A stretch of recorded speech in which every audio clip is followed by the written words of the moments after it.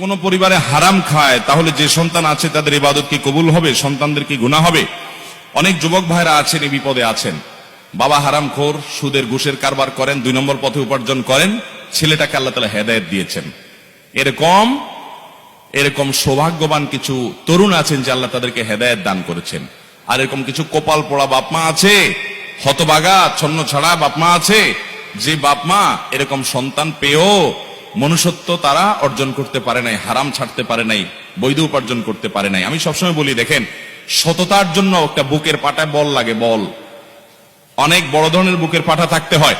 কারণ আশেপাশে সব 2 নম্বর টাকা চকচক চকচক করে, বাড়ি গাড়ি সব কিছু, এই সমস্ত ভাবসাব দেখলে মনে চায় যেমনি হোক পয়সাওয়ালা হইতে হবে, কারণ পয়সা না হলে এদেশে কোনো ভাত নাই, কেউ কদর করে না।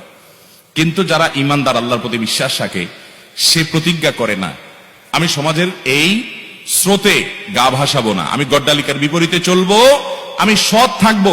সৎ থাকার সবচেয়ে বড় লাভ কি জানেন? মানসিক শান্তি, আসল সুখ। হারামখোর কখনো সুখী হয় না। ওর কোটিপতি হতে পারে, ও বড়লোক হতে পারে, ওর গাড়ি বাড়ি থাকতে পারে, ওর নিজে জানে সে একটা চোর,